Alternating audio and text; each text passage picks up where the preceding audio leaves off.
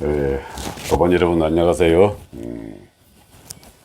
무주로 내려왔습니다. 12시 조금 넘어 도착을 해가지고 땡볕에 콩 심었는데 올라가 봤더니 벌써 콩이 지난주에 심었는데 싹이 올라왔네요. 중간에 비가 많이 와서 조건이 잘 맞았던 모양입니다. 내려오면서 어제 뉴스를 좀 들으면서 이제 오다 보니까 참 대한민국 정말 다이나믹한 나라입니다. 정치 지형부터 시작하지고 경제, 사회, 문화 뭐 모든 분야에 이르러 가지고 참 다이나믹하게 역동적이고 우리나라 사람들 재미있게 이 격동의 한 가운데서 그 역사의 흐름 속에서 본인을 이제 잘 맡겨가고 있는 이런 느낌이 듭니다. 그래서 오늘은 제가 이제 우리 인문학 중에서도 그 역사란 무엇인가 이게 대해서 제가 한번 좀 논해보고자 합니다. 통상 인문학 그러면 이제 문사철 문학과 역사와 철학을 이야기하는데 뭐 저는 이 도학을 공부한 사람은 이 세 가지가 전부 다 그냥 통달이 됩니다. 거저 타고 오는 게 모두 이해가 다 되고 설명이 되고 들어오는 지식마다 그대로 흡수를 하게 되거든요.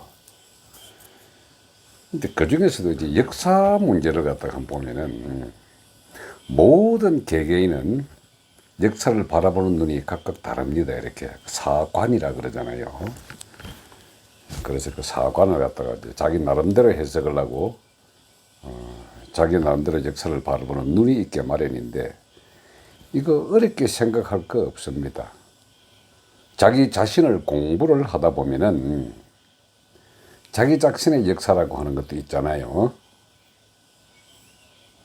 그래서 통상 우리 이력서 또는 경력서 이렇게 하다 보면 자기 자신의 역사를 기록하는 것들인데 자기 자신의 기억을 우리가 역사라 그러잖아요.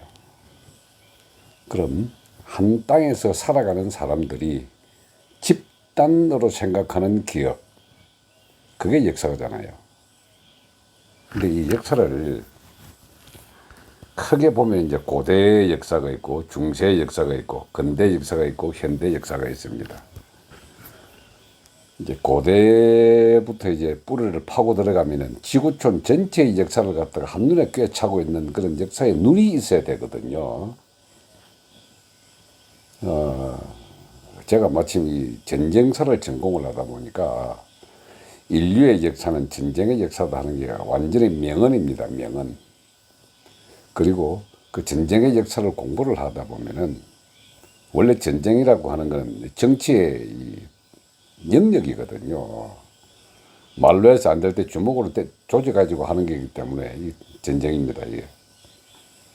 외교로 하는 것은 말로서 하는 거고 주먹으로 하는 게 전쟁이거든요. 근데 전쟁의 역사를 공부를 해보면은 그게 정치가 있고 경제가 있고 외교가 있고 문화가 있고 삶의 방법이 있고 모두가 그 안에 다 들어 있습니다.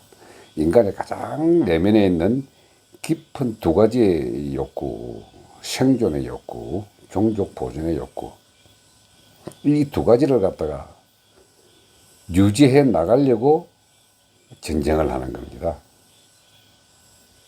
그럼 가장 우리 대한민국이 있게 한 2차 세계대전, 그 2차 세계대전 중에서도 이제 일본의 그 제국주의 전쟁이 미국과 붙어가지고 결국은 우리나라를 갖다가 이제 제국주의를 조각조각 내기 위해 가지고 강대국에 의해서 독립을 시켜준 게 이제 우리나라지 않습니까? 우리가 스스로 독립을 쟁취한 게 아니고 전쟁의 끄트머리에서 태어난 게 이제 대한민국인데 이게 이제 현대의 역사를 공부를 하다 보면은 지금 현재의 대한민국의 이 뿌리부터 고민을 한번 해봐야 역사에 관이 생깁니다. 사관. 그래서 제가 이 고대사를 갖다가 굉장히 중요시하게 된 이유가 통상 우리가 역사라고 이야기하면은 대부분 다 뭐 두 가지 종류를 가지고 이 역사다 아니다고 얘기를 하는데 첫 번째가 이 기록된 문헌을 보고 이제 역사를 평가를 합니다. 그리고 두 번째는 땅에서 나는 유물, 이걸 가지고 역사를 평가하거든요. 그래가지고 이게 맞네, 옳네, 뭐, 추론을 하네, 사실이네, 아니네 하고 이제 많이 싸우고 앉았는데, 저희 같은 이렇게 기억을, 집단의 기억을 역사라고 인정하는 사람들의 사과는 우리가 살아가는 문화와 풍습에서 역사를 찾습니다. 그리고 언어에서 찾고요.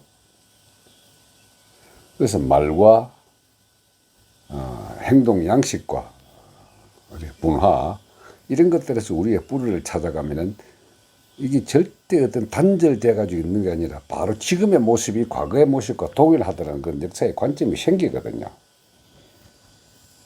그럼 우리 현대사를 한번 볼까요? 한국인들은 한국인답게 살아왔습니다. 한국인답다라는 말은 생존의 양식에 따라서 살아왔거든요. 그 생존과 종족 보존이 인간의 가장 큰 두 개의 삶을 영위하는 수단인데, 생존의 방식 중에 과거의 고대사 시절에는 수렵과 목축이 있습니다. 근데 이제 이 영농, 경작을 들어오게 되면서부터는 각종 제도와 모든 생활 양식과 풍습들이 모여 사는 데서 다 생기게 된 겁니다. 이렇게. 그걸 갖다 농경혁명이라 그러죠.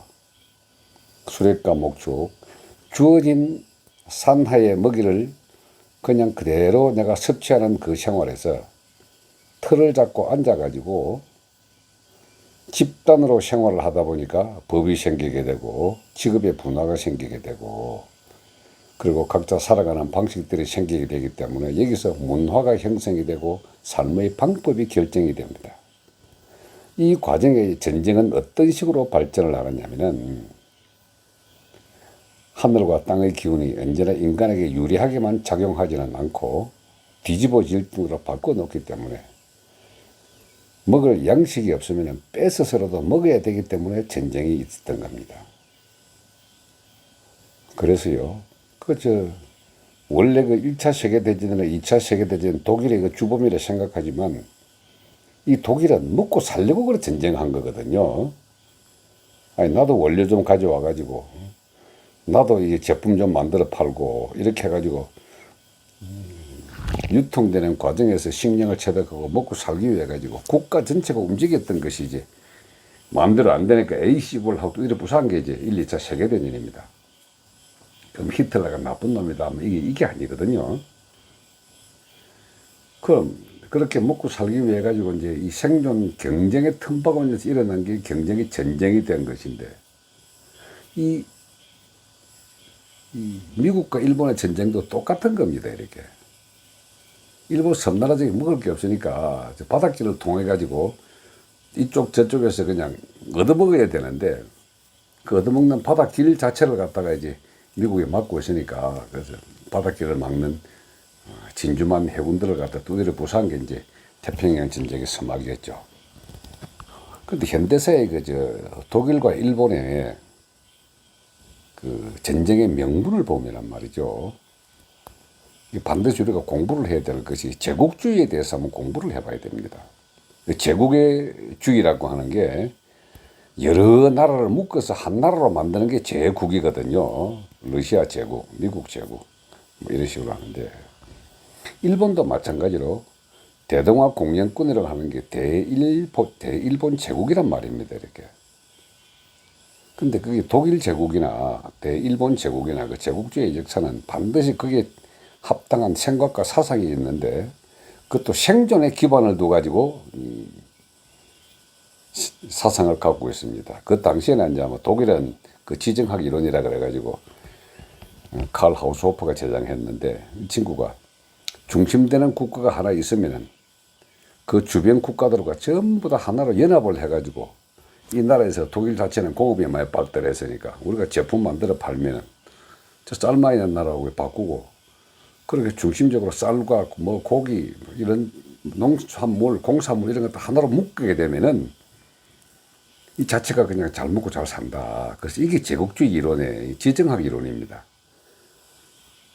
근데 일본의 대동아 공영권도 동일한 조건이 있었거든요. 뭐 저거 섬나라니까 뭐 별로 먹을 거 없으니까 겨우 뭐 생선, 쌀 이런 것만 있는데 필요한 이제 고무, 주석, 뭐 석유 이 모든 것들이 필요한 게 동남아에 다 있으니까 그 해상 교역로를 차지하기 위해서 일으킨 전쟁이 미국의 선전포고 해가지고 붙은 겁니다. 근데 그 이전에 이미 대동아 공영권이라고 이름 붙여진 일본은 이 동북아시아 일대에 대한 패권적인 지위를 확실히 가지고 있었고 그 지정학 이론을 완전히 자기들이 습득을 했습니다. 그 자기가 중심이 돼가지고 동북아시아 일대를 다 잡자. 이렇게 현대사를 갖다가 일본의 제국주의 관점에서 한번 살펴보면은 그 당시 한국은 어땠냐. 가난한 농업국가였죠.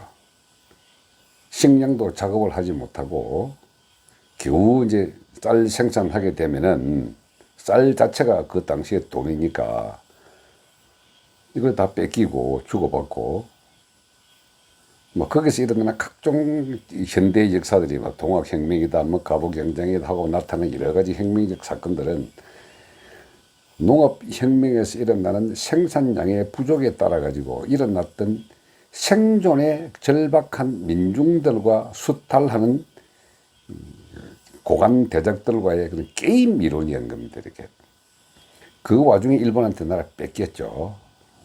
얼빵한 고종이라는 놈이 이제 세상 돌아가는 이치를 잘 모르고 앉았다가 뺏겼는데 막 그 뒤에도 보면은 일본은 뭐 그 전 지구적 역사에서 그 영국에 확실히 많이 도움을 받습니다. 그래서 영일 동맹을 맺어가지고 영국 입장에서 뭐 러시아 내려오는 거 막아주는 게 일본밖에 없으니까 니들이 좀 막아라. 그렇게 하는 과정에서 미국도 중간에 개입을 해가지고요. 한국 너가 먹어도 괜찮다. 일본 너가 먹어라. 필리핀 내가 먹을게. 뭐 이런 식으로 해가지고 갈라먹기 하는 이 작업이 생존을 위한 게임의 제국주의 정책이었던 겁니다.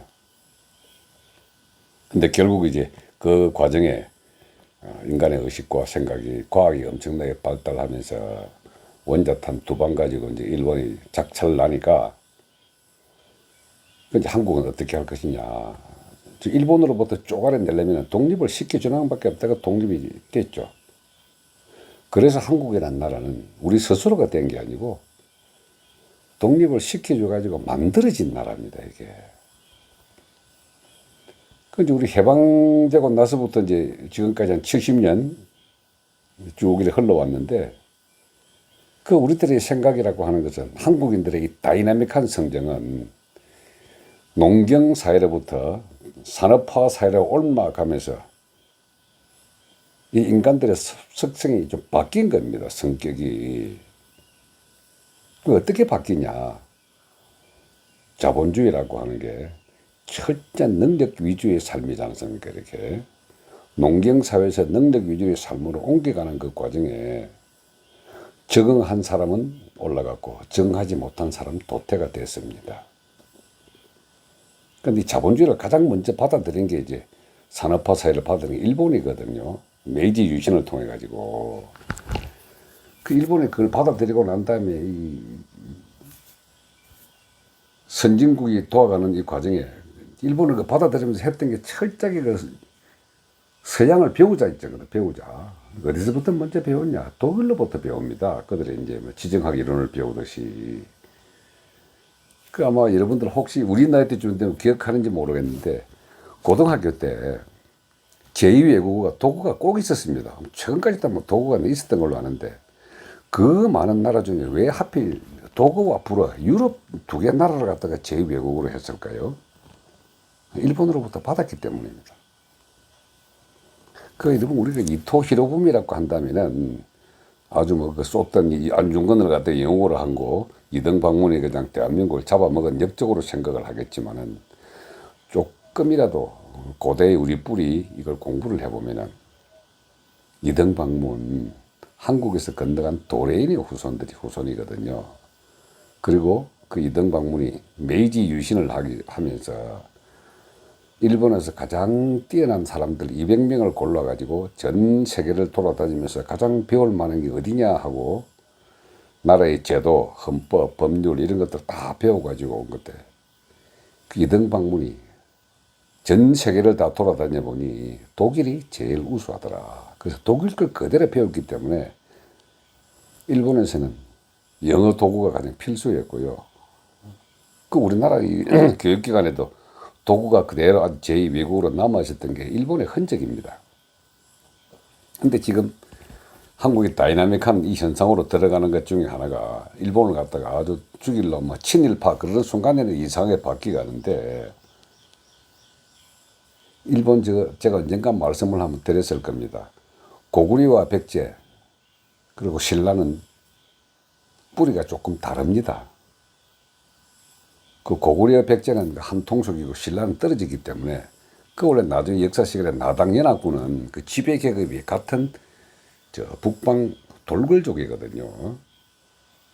그 고구려와 백제는요 이제 훈족들입니다. 이렇게 우리가 구이족이라고 한다면은 9개의 다른 민족들이라는 소리인데 예족, 맥족, 뭐 돌궐, 거란, 여진 뭐 오만 거 다 있지만 그 전부 다 합해가 범투르크 계열인데요.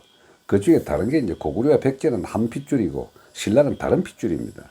나당연합군이 되었던 것은 이 핏줄이 다른 그거가 둘다 나중에 합해가지고 신라가 삼국 통일이 된 건데 이 고구려 백제 유민들이 세운 나라가 일본이거든요.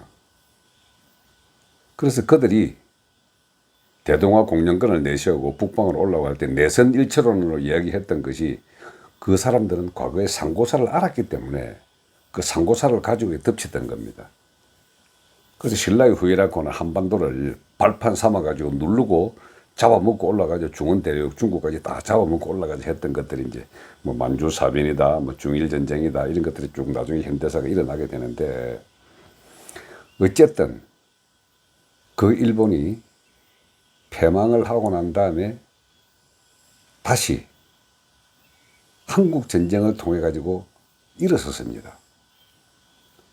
근데 그들이 우리보다 200년 앞서 선진 자본주의를 받아들여 가지고 만들어 왔던 이 패망하고 난 이후에 철저하게 경제적 동물로 전환해 가지고 잘 먹고 잘 살자 하고 이제 방향을 바꾸게 된 거는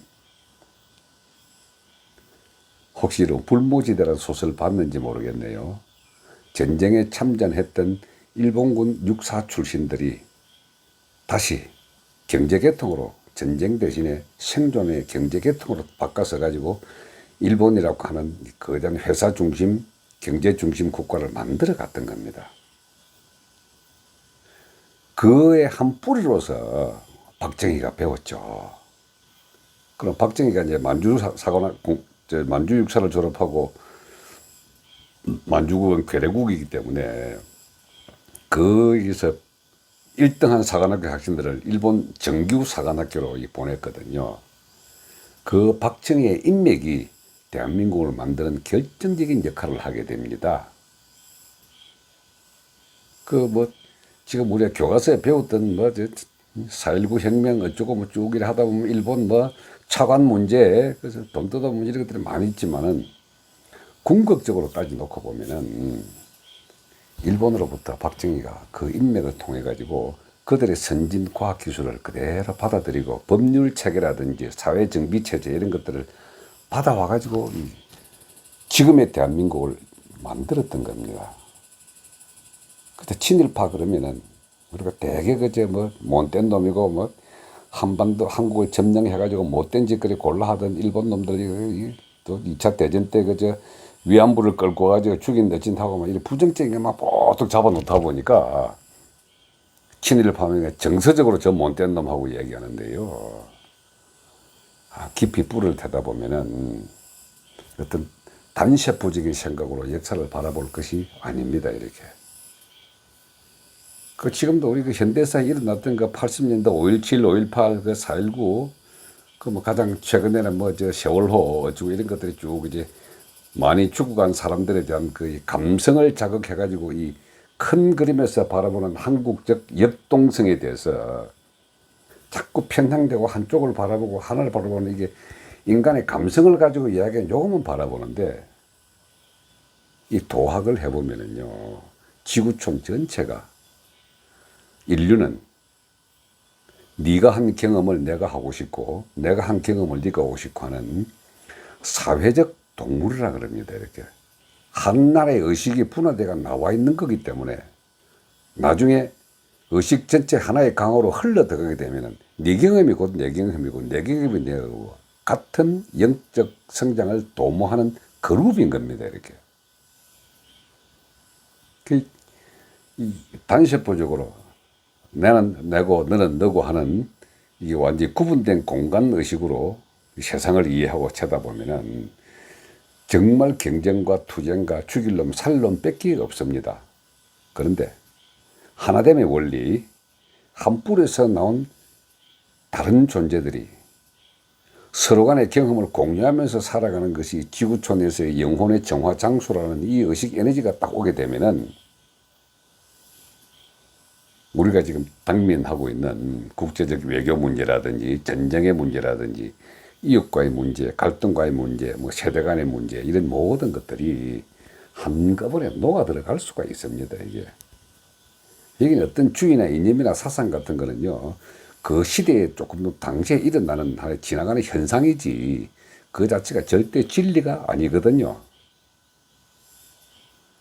그래서 현대의 역사를 보면서 사상의 흐름을 보고 문화의 흐름을 보고 내 행동의 흐름을 보고 이렇게 하다 보면은 내가 세상을 바라보는 눈이 엄청 커지게 됩니다. 이렇게 눈이 커지게 되면은 지혜가 생기죠.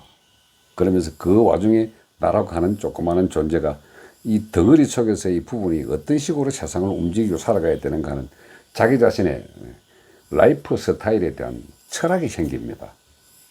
그래서 역사와 철학은 같은 겁니다. 문학은요. 거기서 나오는 인간 생각의 상상력을 갖다가 극대화시키고 풀어놓은 거거든요. 그래서 인문학이라고 하는 게 문사철 같은 덩어리면서도 다르게 이야기한 거거든요. 그래 현대사를 바라보는 한국인의 눈과 내 자신의 다짐과 내 자신의 생각의 흐름도 이런 것들이 큰 공부를 하면은 지혜로워집니다.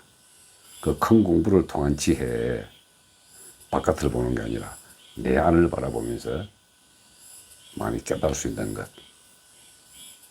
이게 21세기에 우리에게 주어진 화두입니다. 말하다 보니 좀 길어졌네요. 무주에 오니까 여러 가지 이제 백두대간의 민주지선 쪽에 오니까 갑자기 이제 존재와 하늘과 땅과 사람 전체가 다 한번 명상의 시스템이 들어왔길래 어줍지 않지만 제가 가진 역사의 지식을 한번 설명을 드렸습니다. 예, 고맙습니다.